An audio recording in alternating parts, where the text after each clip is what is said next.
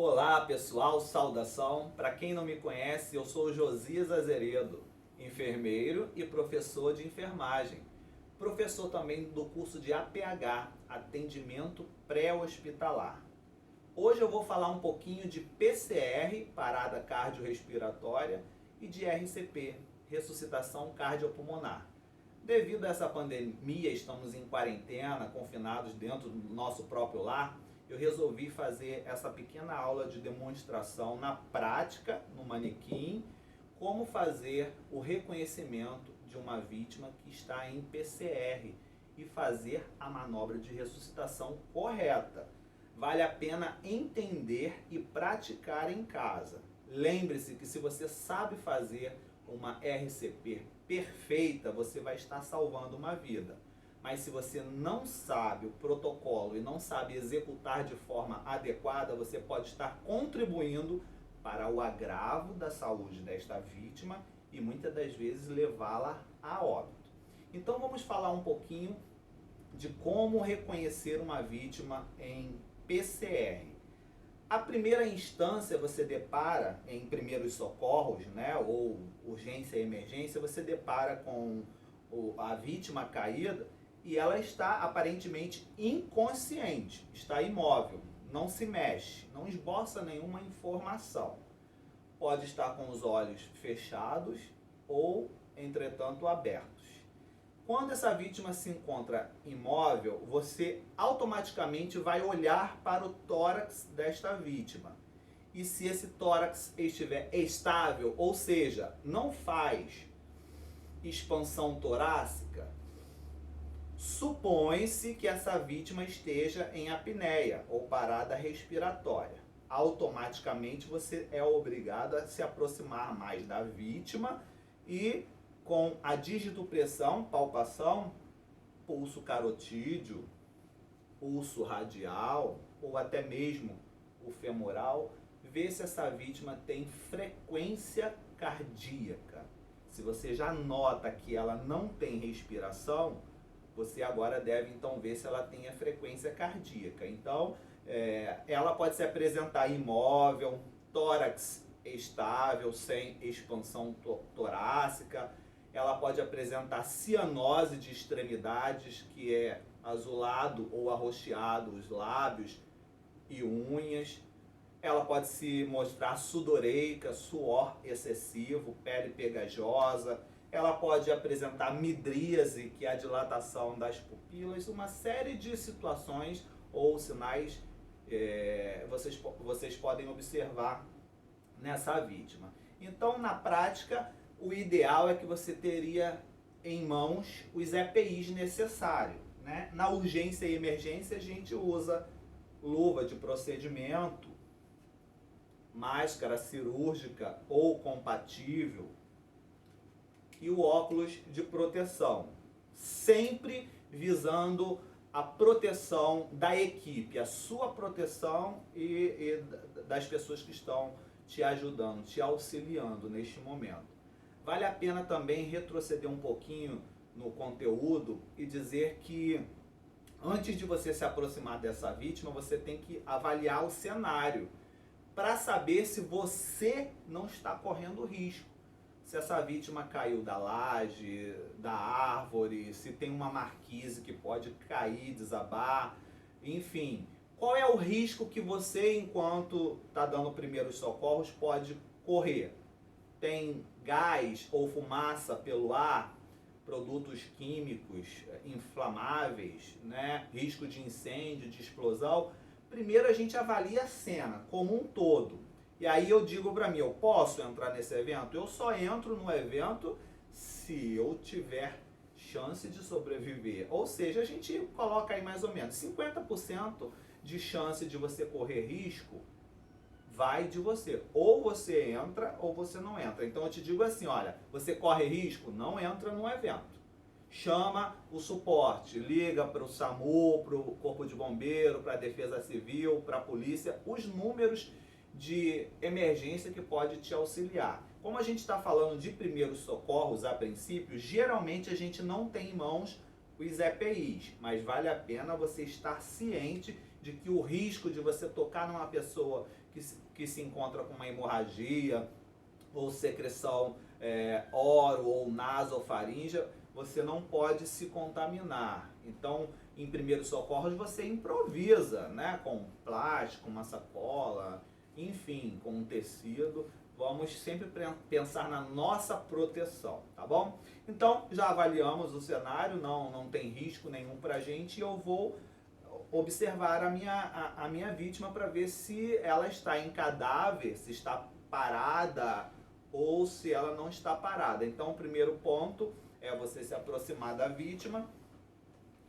Ela está inconsciente, você pode usar a sigla VOZ, ver, ouvir e sentir, para saber se o tórax dessa pessoa está expandindo ou não. Então, no ABC da vida, que é um protocolo universal aplicado, onde A, abertura de vias aéreas superiores, B, boa ventilação, como é que está a ventilação do cara, se ele tem, se não tem, como está. E o C, circulação hemodinâmica. D, déficit neurológico. Então, esse protocolo, na letra B de boa ventilação, você pode usar a sigla VOS, voz, que vai te ajudar a identificar. Ver, eu estou vendo o tórax expandindo? Não, então já elimino. Ouvir, eu vou me posicionar, o meu ouvido próximo às narinas da vítima e não ouço o fluxo respiratório. E sentir de alguma forma, não sinto o fluxo respiratório. Automaticamente essa vítima está em apneia, uma parada respiratória. Com a minha digitopressão, fazer a palpação, pulso carotídeo, não existe circulação. Radial não tem, femoral não tem. Identifiquei que esta vítima está parada, ou seja, totalmente imóvel, sem expansão torácica, não tem ventilação e não tem circulação. Então eu preciso imediatamente chamar o socorro, pegar o celular e ligar para 192, que é o SAMU, ou ligar para 193, Corpo de Bombeiro, e após essa chamada eu inicio a manobra de ressuscitação. Ou você liga e já inicia a manobra de ressuscitação e permaneça com o celular. Ou peça a algum curioso ou transeunte que possa te auxiliar ligando e passando as informações. Mas o ideal é que a manobra de ressuscitação seja imediata. Quanto mais breve você inicia, mais chance esta vítima tem de sobreviver. Tá? Então, pelo ABC da vida, recapitulando. A, eu abro as vias aéreas superiores do indivíduo com hiperextensão cervical. B, ele tem ventilação? Ver, ouvir, sentir. E C, não tem. Bom, vai uma dica muito importante. O protocolo de ABC da vida, ele é aplicado nessa sequência quando você vê até que a vítima respira, ela esboça alguma informação, e quando você não vê nada, quando você depara com uma vítima caída que você suspeita que ela esteja em parada, você não inicia A, abrindo vias aéreas, B, boa ventilação. Você inverte. O C você passa para cima. Ao invés da sigla ficar ABC da vida, vai ficar CABID, C-A-B-D, né?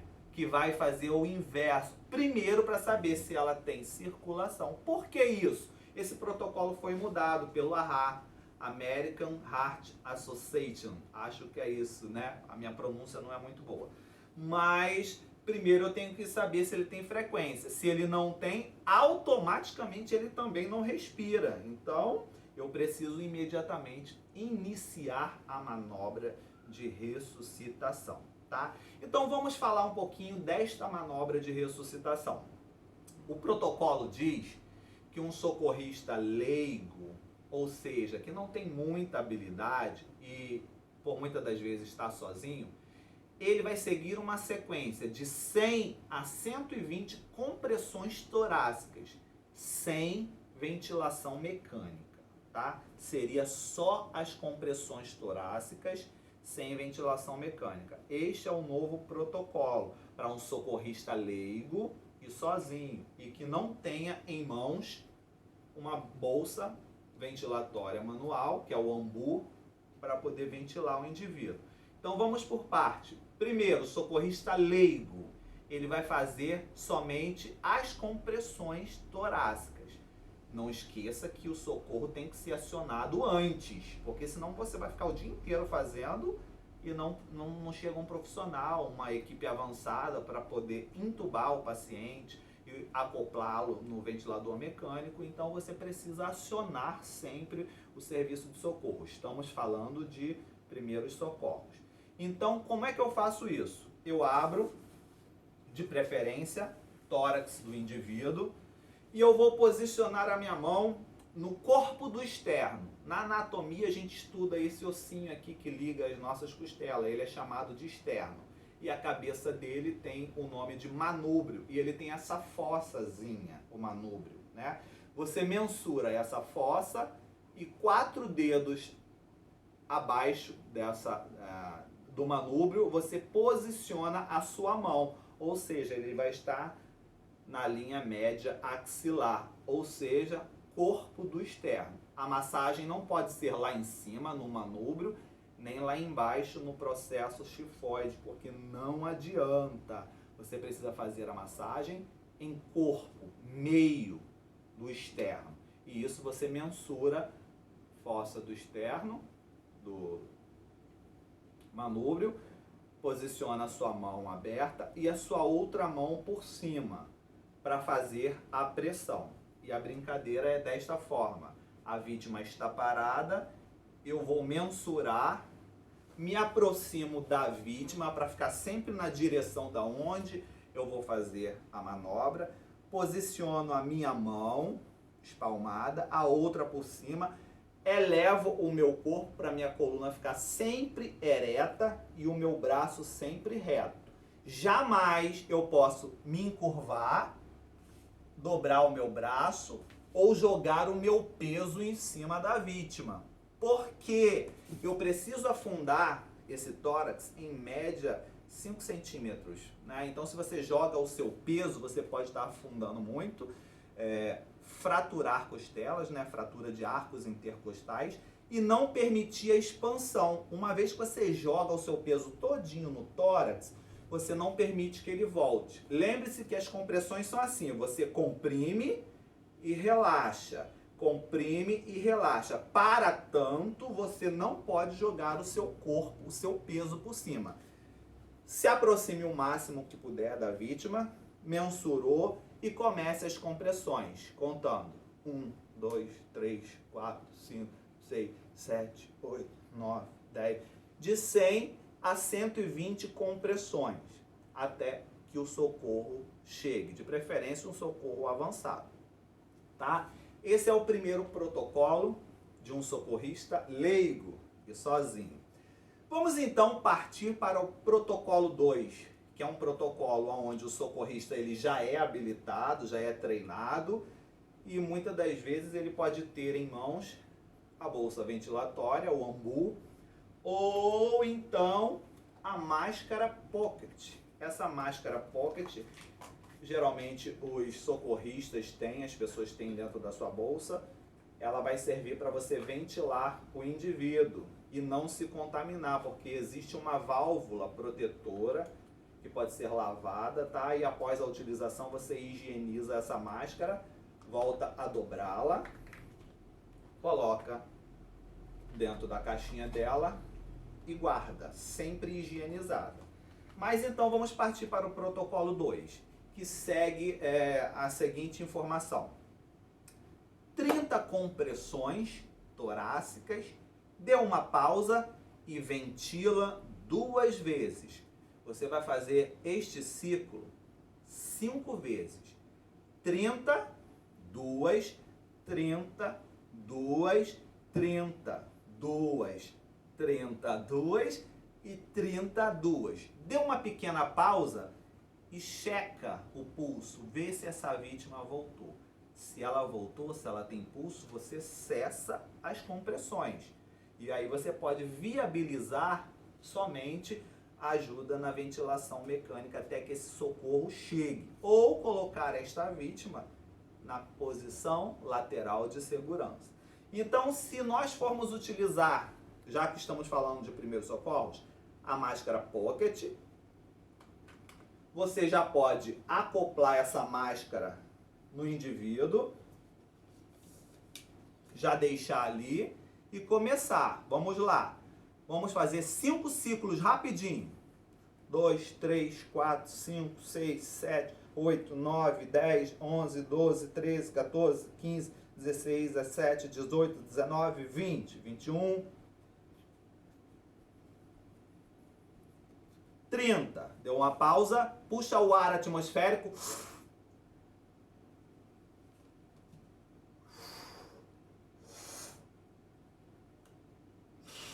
Sempre fazendo a abertura de vias aéreas, porque senão também não vai adiantar. Esta máscara tem que estar acoplada, segura com seus 2 dedos e você efetuar a ventilação soprando. Nota, uma dica muito importante que muitas pessoas não sabem. Você não inspira para poder jogar o ar. Por quê? Alguém sabe me responder isso?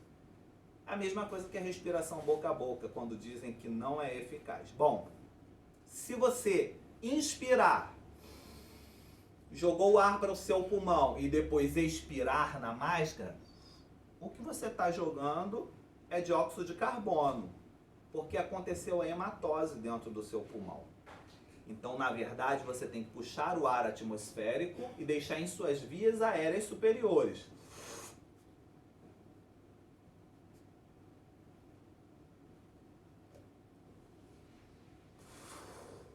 Aí você vai estar fazendo uma boa ventilação. É claro que não 100%, porque a gente não está ligado num cilindro de oxigênio, mas você está puxando um ar com oxigênio, bem como com impurezas também. Então, este ciclo de 30 para 2 deve ser efetuado 5 vezes.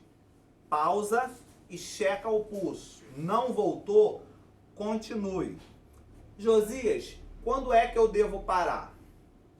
Não para, não para, não para, não para não. Até que o socorro chegue. Este socorro provavelmente está vindo a 1000 com a sirene ligada, passando por trânsitos.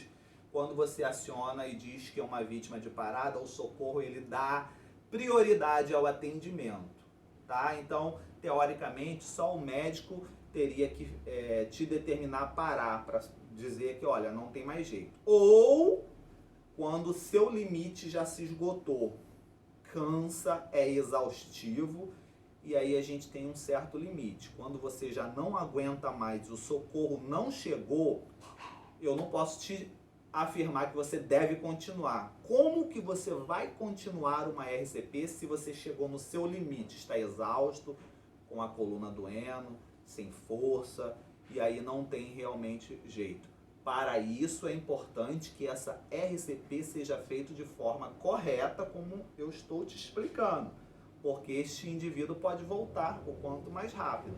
E aí quando ele volta, a gente coloca ele na posição lateral de segurança, que é um outro vídeo que a gente vai falar de rolamento de 90 graus, 180, posição lateral de segurança, tá? E aí o socorro chega e esse indivíduo não broncoaspira, porque ele está na posição lateral de segurança. Tudo ok? Este protocolo é para adulto, aplicado em primeiros socorros e aplicado em urgência e emergência. Bom, Josi, se eu não tenho a pocket, eu posso fazer a respiração boca a boca? Bom, se você acha que não tem risco nenhum, até porque não está escrito na testa de ninguém, né? Quem tem alguma IST ou não, enfim, eu não te aconselho fazer em uma vítima que você desconheça, colocar a boca e ser contaminado. Entretanto, vai de você. Se você acha que não tem sangue, secreção, orofaringe ou nasofaringe, você quiser fazer a respiração boca a boca, aí é com você. Ninguém pode te determinar, faça ou não faça. o risco está aí, é um risco iminente. Para tanto, os EPIs são utilizados, né? O óculos, a máscara, as luvas. E aí é critério seu. Bom, Josias, eu tenho na minha bolsa um ambu.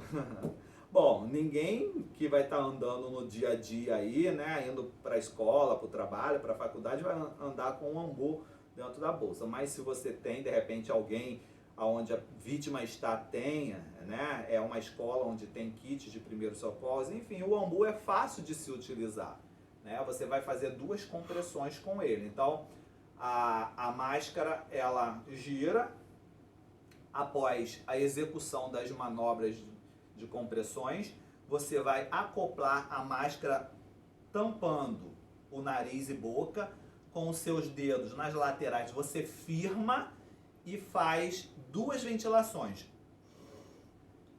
Uma, 2 e continua a massagem cardíaca. Se houver uma outra pessoa, a pessoa vai ficar de frente para você segurando o ambu, tá? E se não tiver e você for utilizar, tem que saber que o ciclo tem que ser feito 5 ciclos de 30 compressões e 2 ventilações, tá? Eu acho que as informações já foram passadas de uma forma bem legal e no próximo vídeo a gente vai falar um pouco de posição lateral de segurança, rolamento de 90 graus e rolamento de 180 graus. Lembre-se sempre, junto nós podemos vencer. Um grande beijo para vocês e fiquem com Deus.